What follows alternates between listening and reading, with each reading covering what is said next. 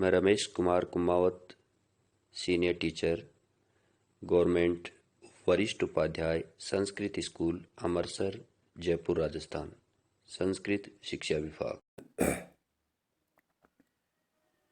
Hello everyone, कक्षा 10 विषय विज्ञान। और आज हम पढ़ने जा रहे हैं अध्याय 10, जो कि ओल्ड एनसीईआरटी के अकॉर्डिंग अध्याय 10 के रूप में अपने सामने है, प्रकाश, परावर्तन तथा अपवर्तन। यहाँ हम प्रकाशीय परावर्तन, प्रकाश से रिलेटेड जो भी घटनाएं होती हैं उन घटनाओं को लेकर के जिक्र करेंगे। इसके साथ ही अपवर्तन की विभिन्न घटनाओं को लेकर भी इसमें चर्चा करेंगे, जिसमें विभिन्न प्रकार के गोलीय दर्पणों की भी चर्चा की जाएगी। प्रकाश की विभिन्न घटनाएं जो दैनिक जीवन में अपने को देखने को मिलती हैं, उन घटनाओं को भी उदाहरणों द्वारा व्याख्या करने की कोशिश करेंगे। तो आइए हम जानते हैं कि प्रकाशीय परावर्तन क्या है। हम इस संसार में अपने चारों ओर अनेक प्रकार की वस्तुएं देखते हैं, फिर भी किसी अंधेरे कमरे में हम कुछ भी देखने में असमर्थ हैं। सीधी सी बात है कि हमें वस्तुओं को देखने के लिए, दृश्यमान बनाने के लिए कहीं ना कहीं प्रकाश की आवश्यकता होती है। बिना प्रकाश के हम वस्तुओं को दृश्यमान नहीं बना सकते। कमरे को प्रकाशित करने पर चीजें दिखलाई देने लगती है। वह क्या है जो वस्तुओं को दृश्यमान बनाता है? दिन के समय सूर्य का प्रकाश वस्तुओं को देखने में हमारी सहायता करता है। कोई वस्तु उस पर पड़ने वाले प्रकाश को परावर्तित करती है। यह परावर्तित प्रकाश जब हमारी आंखों द्वारा ग्रहण किया जाता है तो हमें वस्तुओं को देखने योग्य बनाता है। हम किसी पारदर्शी माध्यम के आर पार देख सकते हैं, क्योंकि प्रकाश इसमें से पार हो जाता है, यानी ट्रांसमिटेड हो जाता है। प्रकाश से संबद्ध अनेक सामान्य तथा अद्भुत परिघटनाएं हैं, जैसे दर्पणों द्वारा प्रतिबिंब का बनना, तारों का टिमटिमाना, इंद्रधनुष का सुंदर रंग दिखाई देना, किसी माध्यम द्वारा प्रकाश को मोड़ना। ये सब प्रकाशीय गुणों पर आधारित घटनाएं देखी जाती हैं। अपने चारों कुछ सामान्य प्रकाशिक परिघटनाओं को देखकर हमें निष्कर्ष निकाल सकते हैं कि प्रकाश सरल रेखाओं में गमन करता प्रतीत होता है। यह तथ्य है कि एक छोटा प्रकाश स्रोत किसी अपारदर्शी वस्तु की तीक्ष्ण छाया बनाता है।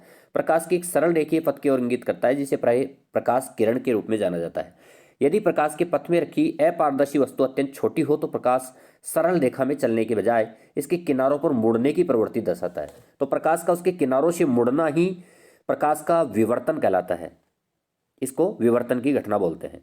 तो याद रखिएगा, प्रकाश का विवर्तन यानी प्रकाश का उसके किनारों से मुड़ने की प्रवृत्ति। तब वह प्रकाशीय जिसमें सरल रेखा व्यवहार के आधार पर किरणों का उपयोग करते हैं असफल होने लगती है। विवर्तन जैसी परिघटनाओं की व्याख्या करने के लिए प्रकाश को तरंग के रूप में माना जाता था, लेकिन 20वीं शताब्दी के प्रारंभ में स्पष्ट हो गया कि प्रकाश की द्रव्य के साथ अन्योन्य क्रिया के विवेचन में प्रकाश का तरंग सिद्धांत अपर्याप्त है, क्योंकि प्रकाश दोनों प्रकार के व्यवहार दर्शाता है। ये इस बात से पुष्टि हुई कि बाद में जो आधुनिक क्वांटम सिद्धांत आया था प्रकाश का, उस क्वांटम सिद्धांत में स्पष्ट रूप से कह दिया गया कि प्रकाश न तरंगीय होता न गुणीय, कणीय, मतलब तरंग और कण दोनों के बीच का व्यवहार दर्शाता है। यानी एक बार ये तरंगीय व्यवहार भी दर्शाता है और कणीय व्यवहार भी दर्शाता है। यानी प्रकाश की एक तरह से द्वैतीय प्रवृत्ति होती है। तो तरंग प्लस कण, तो तरंग के रूप में व्यवहार दर्शाएगा और कण के रूप में भी व्यवहार दर्शाता है। इस अध्याय में प्रकाश के परावर्तन परिघटनाओं का प्रकाश सरल रेखा में किस प्रकार से गमन करता है, इन मूल धारणाओं पर प्रकाश डालेंगे। सबसे पहला टॉपिक अपना है प्रकाश का परावर्तन को लेकर के। पूछा जा सकता है प्रकाशीय परावर्तन क्या है, प्रकाश का परावर्तन के नियम क्या है, उन नियमों की व्याख्या किस प्रकार से की जा सकती है। एक किरण चित्र बना करके हम इसको दर्शा सकते हैं। जैसे अपन एक किरण चित्र बनाएंगे, एक समतल पृष्ठ ले लेंगे, उस पृष्ठ पर कोई मान लो आपतित किरण आ रही है। आपतित किरण जब इस पृष्ठ पर आकर टकराएगी तो टकराने के पश्चात वापस उसी दिशा में लौट जाती है, और इसके बीचों बीच यदि लंब खींच दिया जाता है तो दो कोण बनते हैं, कोण आई और कोण आर। यानी एक आपतन कोण बनता है, एक परावर्तन कोण बनता है, और बीचों बीच अभिलंब होता है। तो यहाँ पर दो नियम देखने को मिलते हैं प्रकाशीय परावर्तन के। पहला नियम है कि इसका आपतन कोण आई और परावर्तन कोण आर दोनों बिल्कुल बराबर होते हैं, अर्थात हम कह सकते हैं कि आपतन कोण आई बराबर परावर्तन कोण आर। इसके बाद में अपन ये देखें, आने वाली जो प्रकाश की किरण होती है उसको बोलते हैं आपतित किरण, और दर्पण के आपतन बिंदु पर अभिलंब आपतित होता है बीचों बीच, जो दो कोणों को अलग अलग बराबर भागों में बांटता है। एक परावर्तित किरण यानी जाने वाली जो प्रकाशीय किरण वो परावर्तित टकरा करके वापस उसी दिशा में लौटने वाली किरण को परावर्तित किरण कहते हैं। तो हम कह सकते हैं कि आपतित किरण, दर्पण के आपतन बिंदु पर अभिलंब और परावर्तित किरण सभी एक ही तल में होते हैं। जिस प्रकार से इसमें चित्र में देख भी सकते हैं अपन, एक ही तल में आकर के ये मिल रही है। तो इस प्रकार से प्रकाशीय परावर्तन के दो मुख्य नियम है। पहला नियम है आपतन कोण परावर्तन कोण के बराबर होता है। आपतित किरण, अभिलंब और परावर्तित किरण तीनों एक ही बिंदु पर होते हैं। परावर्तन के नियम गोलीय पृष्ठों से सभी प्रकार के परावर्तक पृष्ठों के लिए लागू होते हैं। हम समतल दर्पण द्वारा बने प्रतिबिंब के बनने से परिचित हैं। प्रतिबिंब की क्या विशेषता है? समतल दर्पण द्वारा बना प्रतिबिंब सदैव आभासी और सीधा होता है। यह ध्यान रखने की बात है।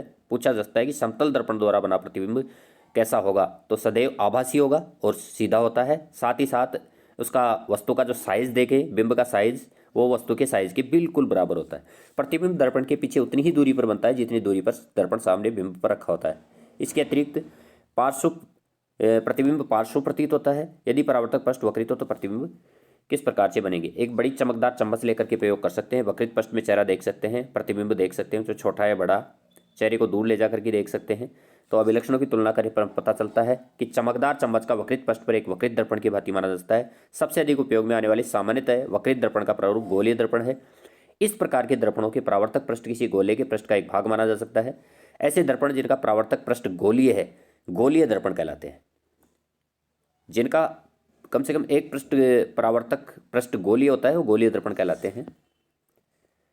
यहाँ पर हम आगे गोलीय दर्पण को लेकर ही विस्तृत चर्चा करेंगे, जिसमें गोलीय दर्पणों में हम एक उत्तल दर्पण होगा, एक अवतल दर्पण होगा। इनको लेकर के हम चर्चा करेंगे किस प्रकार से इनके किरण चित्र, किरण आरेख बनते हैं। उन सब के बारे में हम नेक्स्ट सेशन में चर्चा करेंगे। तब तक के लिए थैंक यू।